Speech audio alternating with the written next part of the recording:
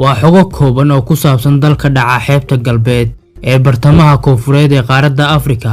Haddii aan si kale u dhahana, waa Angola ama Jamhuuriyadda Angola, kaasoo ah dal Afrikaan ah isla markaana qani ku ah kheyraadka dabiiciga.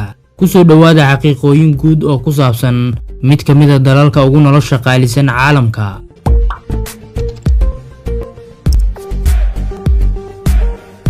Angola waa dal xad leh dalalka kale ah Namibia oo dhanka koonfureed ka xigta, Democratic Republic of the Congo oo dhanka waqooyi kaga aadan, iyo Zambia oo dhanka bari kaga beegan, waxaana dhanka galbeed ka saaran badweynta Atlantic. Wuxuu ku fadhiyaa bad ka badan 1 milyan oo kiiloomitir isku wareega, waana dalka toddobaad ee ugu weyn qaaradda Afrika, iyo sidoo kale dalka 22 ee ugu dhulka weyn caalamka. Tirada dadka dalkan waxaa lagu qiyaasaa in ku dhow 30 milyan, waana dad Afrikaan ah oo Bantu ah, waxaana ugu badan Ovimbundu oo boqolkiiba 37 ka ah dadka dalkan, iyo Ambundu oo boqolkiiba 25 ka ah.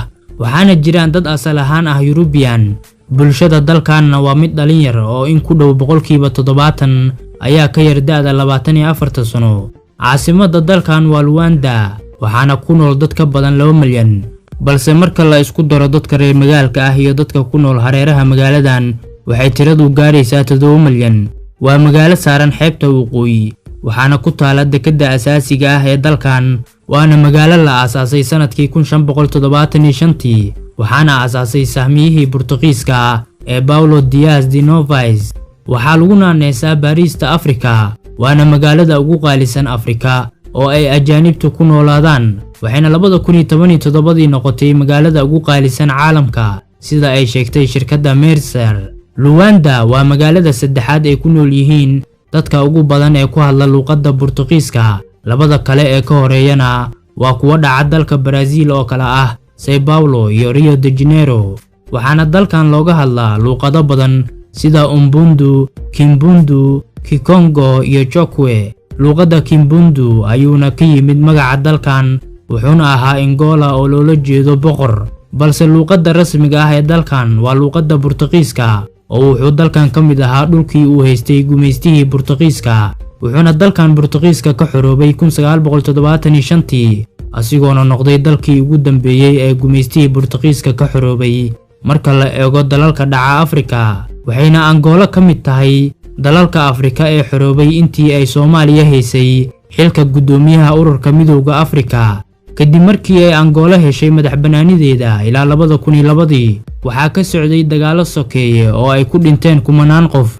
Marka aan eegnana siyaasadda ama nidaamka xukun ee dalkan, waa qasab in laga dhex arko madaxweynihii hore ee dalkan, José Eduardo dos Santos, kaasoo dalkan ka talinayay muddo 38 sano ah ama 1979 ilaa 2017. Dos Santos waxaa lagu ammaanaa xaaladda uu dalku geliyay kadib dagaalkii sokeeye ee dhammaaday 2002, waxaana lagu dhaliilaa muddada dheer ee uu xilka hayay iyo sida uu awoodda iyo hantida qaranka ugu tagrifalay. Wuxuuna dhalay gabadha ugu taajirsan Afrika sida ay xustay majalada Forbes, wuxuuna gabadhiisa Isabel u magacaabay madaxa shirkadda shidaalka qaranka ee Sonangol. Sidoo kale wiil uu dhalay oo lagu magacaabo José Filomeno ayuu u magacaabay madaxa sanduuqa hantida dibadda. Waxaa jira sidoo kale wiil uu dhalay madaxweynihii hore ee dalkan oo lagu magacaabo Edouard Danilo, wuxuuna shaashadaha ka soo muuqday kadib markii la arkay asigoo carwo ka iibsanaya saacad qiimaheedu ahaa $587,000 oo dollar. Waxay ahayd carwo xaraash ah oo samafal ah oo uu hormuud ka ahaa atooraha caanka ah ee Mareykanka Will Smith. Waxaana la arkayay Will Smith oo la yaaban wiilkan yarka ah lacagta uu bixinayo, laakiin caruurtiisa waxaa gebi ahaanba ka duwan wiil uu dhalay oo lagu magacaabo José Paulino oo fanaan ama heesaa ah. Wuxuuna alaaba ka cawdaa magaca qoyskiisa, maadaama ay dadka qaar iska diidaan inay iibsadaan ama dhageystaan heesihiisa qoyska uu ka dhashay awgeed.